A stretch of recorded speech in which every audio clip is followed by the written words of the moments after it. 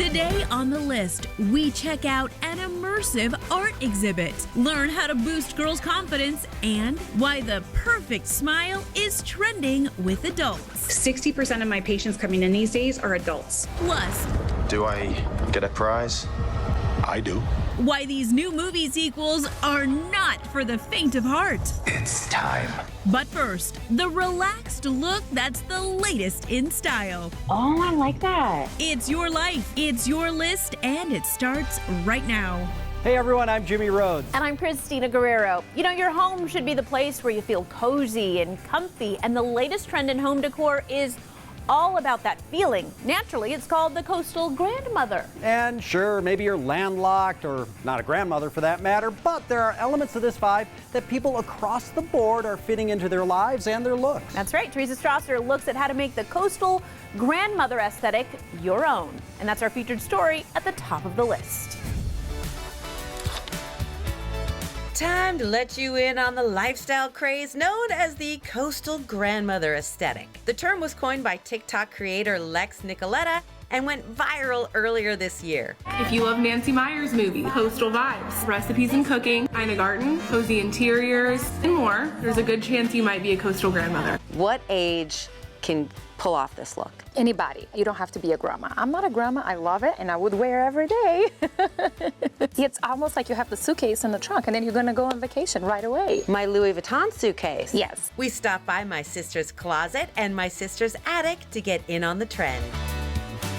That's very coastal grandma. Right.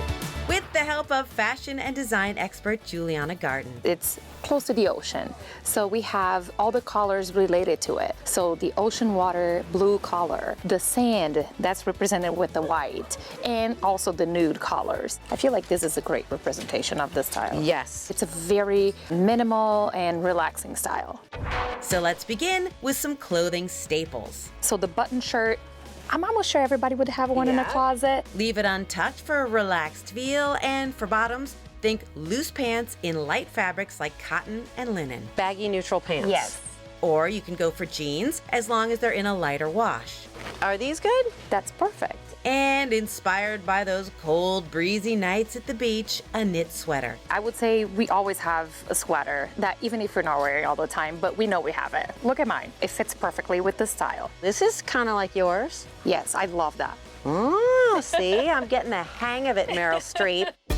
Once you've got the look, let's accessorize. Whenever I see this look on TikTok, there's always a straw bag. Yes, that's true to the style. And in your case, let's modernize a little bit more. Add a good pair of sunglasses, a Panama hat or sun hat. That's exactly what we're talking about. And a comfortable shoe, whether it's sandals or sneakers. That is coastal grandma in a nutshell. Very laid back. You're not in a hurry with the style. Your life is a little calmer. But if you have to run, you can, because you're going to be in flats. You're going to be in flats. And because this laid-back aesthetic doesn't stop in your wardrobe, we have some ideas for home decor. When we come to the interior design part of it, that's a good way to see the full package. Bingo.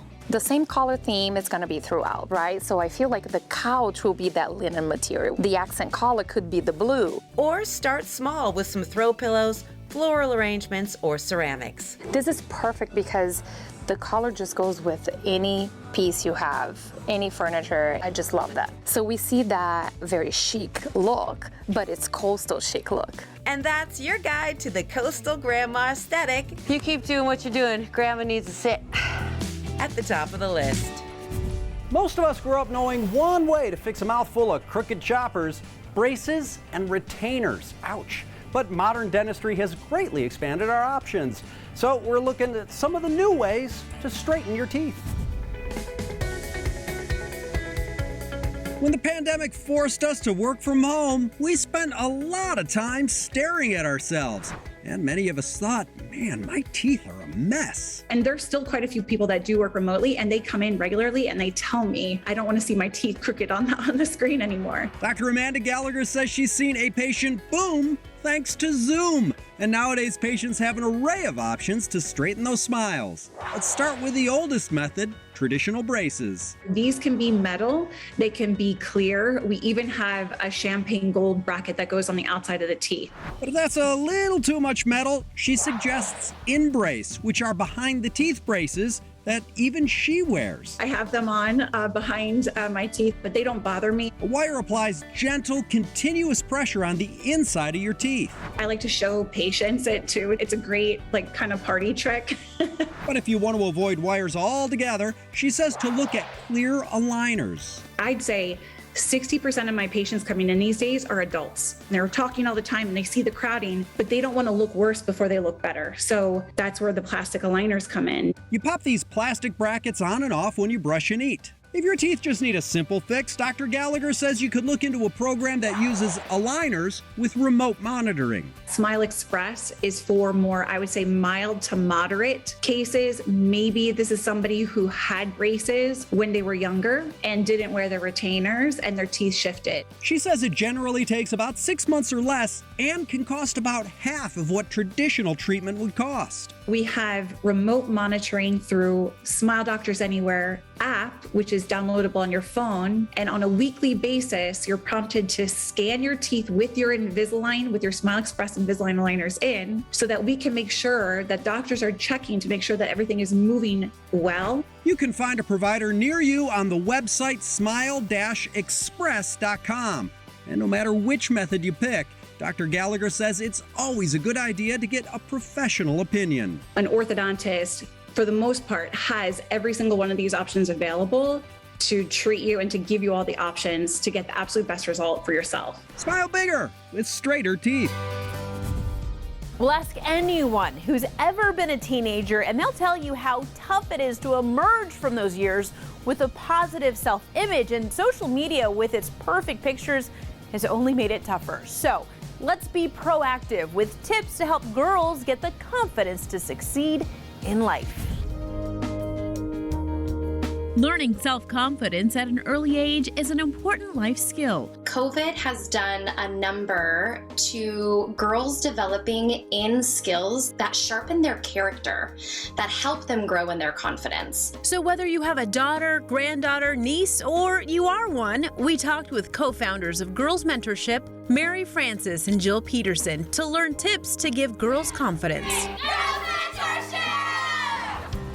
First, empower her. What that means to try new things is to get outside her comfort zone. She's never going to understand what she is capable of. No matter the outcome, it allows girls to grow up knowing how to face that challenge the next time it arises. When you try something new and you fail or you succeed, you build confidence either way. You're like, okay, I didn't exactly die when I did that. Nothing absolutely terrible happened. And if it did, I'm still here, which means I overcame that thing and I'm able to move through it now, knowing more than what I knew beforehand. And don't forget to talk about failure. That is going to help support in your empowering her to try new things. But when she fails, that it's okay. It's just redefining what failure looks like in your house and to her so that she doesn't take on the identity of being a failure. Next, ask her opinion and take it seriously. We oftentimes just kind of take it for what it is and move on to the next without really listening to her ideas or concerns because we know more. We're more established. So instead, listen and allow her to guide the conversation. We want our kids to come to us when they're excited about things or when they're really struggling with things. And if we don't listen to them, we're going to lose trust. And then what starts to happen is that they don't come to you anymore. And lastly, focus on her character. What we typically love to look at is the things that they're doing, not the person they're becoming in the process. So it's like, you better get a 4.0. You better get an A in that math class or else, right? Instead of focusing on the goals she accomplished, talk about the way she carried herself through her accomplishment. And I think being able to call out the fact that she got an A was amazing, but on the back end of that, being like, your character in that was awesome. The way you stayed home and studied, the amount of time and effort you put into getting that thing, those are qualities that will last her a lifetime. We are boosting girls' confidence for a better future. Still to come on the list, experience the art of Frida Kahlo in a whole new way. This is just really elevating it to another level. Plus, how the NFL inspired the latest dance craze. And preview the return of Michael Myers. You came here to kill me, so do it. Next on the list.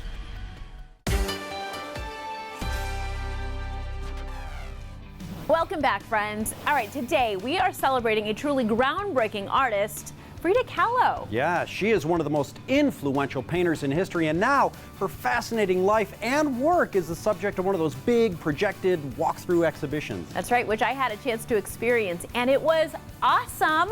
So we are looking at Frida Kahlo, an immersive biography. Frida Kahlo, an immersive biography, uses projections, photographs, And I love also you have the pictures here to kind of like represent where she came from. music, and an award-winning VR experience to tell the life story of one of Mexico's greatest artists. This is really kind of taking the idea of going to a museum, learning about somebody's life, and just really elevating it to another level. Who's better than this than Frida Kahlo, she's like so strong, like her history is amazing, she's so powerful. We brought Frida because she is, yes, such an icon. Her life is as captivating as her work. So to learn more, we spoke to Valentina Rodriguez, operations manager for the exhibit. To understand Frida's art, I feel like you first need to understand her life. First, an introduction to who she was. She went through a lot of tragedy and a lot of suffering. So that's what she paints. She paints her life and her feelings. In her teens, Frida was involved in a bus accident that left her bedridden for several months. So she turned to painting self-portraits to pass the time. The accident completely broke her from the inside and from the outside. Literally broke her spirit, but broke her body as well. Her suffering, all like the pain she went through, and every time she broke, but still she wanted to continue living. She was resilient and poured herself into her artwork. In addition to the pain she felt because of this accident, she also had a relationship as well. That's also reflected in her art. Yeah, so Diego, he comes to her life and basically shakes her life. Her relationship with painter Diego Rivera was a tumultuous one, involving messy fights and multiple extramarital affairs. She painted her pain with like her relationship with him. He is like his eternal love. Life experiences were a common theme for her paintings, but she was also inspired by her passion for Mexican culture and explored topics of race, gender, and sexuality. And even though she would have been 115 years old today, her legacy is very much still alive. Everybody knows who Frida Kahlo is, even if you are not an art aficionado. So you'll see her everywhere. We have like songs that we think about Frida. We have like her poems, her quotes are everywhere. Like we have merch wherever we can see Frida. She's one of the highest selling women in art, and one of her pieces currently holds the record for the most expensive work of Latin art. Her art is also worth a lot of money. Yep. Is it worth more than Diego Rivera's art? For me, it does. And that's your inside look into the life of one of the most fascinating artists of the 20th century. When it comes to viral videos, dancing seems to be pretty popular. Well, Teresa Strasser found some dancers racking up big numbers on TikTok that are definitely different. Hey, Teresa. Thank you. With over 60 million followers combined, these dancers going viral are keeping us entertained by dancing like you have never seen before. Coming in at number 1, Cost and Mayor.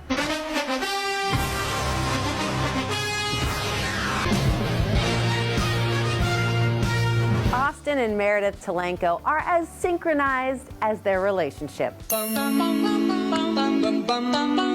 From falling in love as New York City performers to uniting their skills now as Los Angeles choreographers.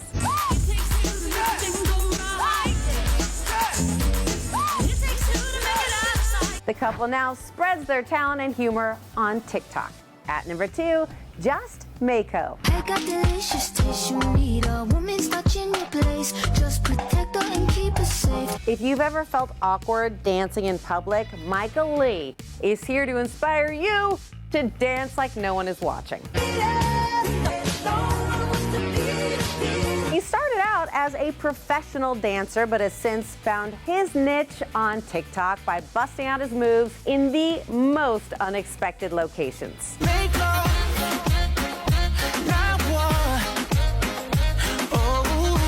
If I could dance like that, I would show it off too.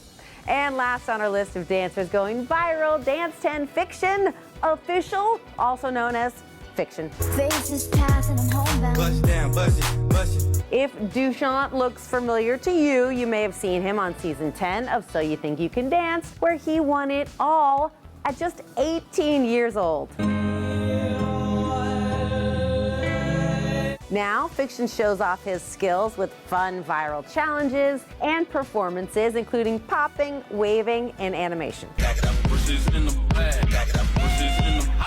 He's inspiring all of us to just get up and try something new. 'Cause you know I'd walk 1,000 miles. Or at least watch it from our phones. And those were a few dancers going viral that we think you should be following. Lots more to come on the list. Stay right here.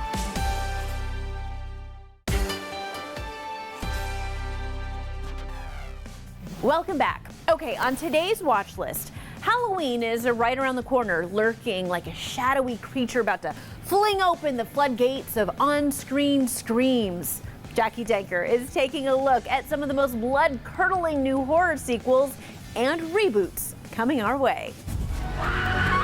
Horror sequels and reboots have been a part of the horror genre for the longest time. There's something wonderfully familiar about seeing characters we know and love returning to the big screen for a little bit more mayhem. Sharing her list of new horror movie sequels and reboots is senior writer from iHorror.com, Kelly McNeely. Up first, Terrifier 2. All the way from Miles County, please welcome Art the Clown. Terrifier is probably not for everyone, but for those who like their horror to be brutal and bloody, there's certainly lots of that to be found here. Like the original, the sequel is also set on Halloween night, with Art being resurrected a year after the events in the first movie. You think that guy's still out there? What's up with you and this clown all of a sudden? You're like obsessed. One of the things that I appreciate about the film is the actual portrayal and physicality of Art the Clown. He's a thing of nightmares. You're really weird, you know that?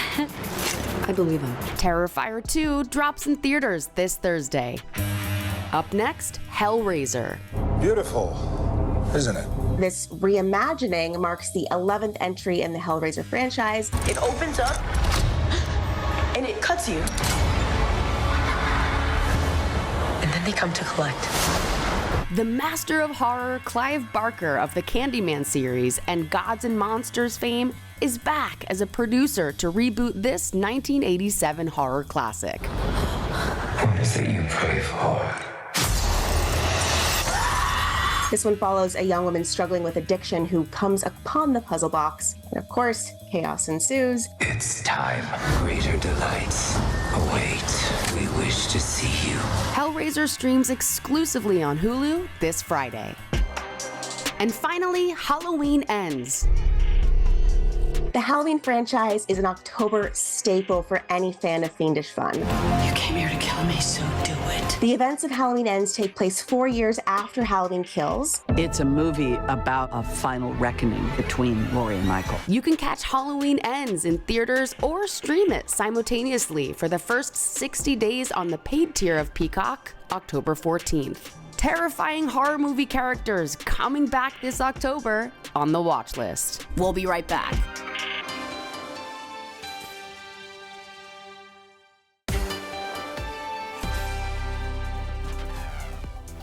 Welcome back, friends. It is time for What's Last on Our List. Today's topic coming at you from the Washington Post. Why do you like the music you like? Science weighs in. Okay, great. One way to get me excited about music is to tell me I have to take a science class with it. Speakers and beakers, baby. All right, Jimmy, grab your 8 tracks because I'm taking you back to your childhood. Although, I guess if it's your childhood, grab your gramophone. Hey, laugh it up. It's a hand crank worth a lot of money now. All right, here's the story. While your preferences might change over time, research shows that people tend to be especially fond of music from their adolescent years, between 10 and 30, with a peak of age 14. Okay, well, that would have been the 80s for me, so the Police, Violent Femmes, Prince, that tracks. Except these days, instead of cruising around in my Ford LTD, I'm usually folding laundry. Yeah, okay, so for me it's 90s country music, Garth Brooks, Tim McGraw, which I still love. But actually, I don't listen to a whole lot of music anymore. I'm a podcast girl. Huh, well, something else they found, KG. Older people don't really listen to music as much as younger generations. It says right here, young people listen to music significantly more often than do middle-aged adults. Oh, now you're calling me middle-aged. Hey, if the podcast fits. I come at you with a gramophone joke, and then you call me middle-aged, which, for the record, yeah, I'm middle-aged, all right? Proud of it. And that's what's last on our list. Thanks for watching. We'll see you next time. Tomorrow on the list, how collectible sneakers became big bucks. The big trends are Jordan 1s. And I never got to be a barista, so I'm living vicariously. This year's pumpkin spice trends. We're actually using pumpkin. Plus, well, we're waiting. Why Kenny Loggins is more than just all right. I'm All Right from Caddyshack was the first one that really connected for me. That's tomorrow here on the list.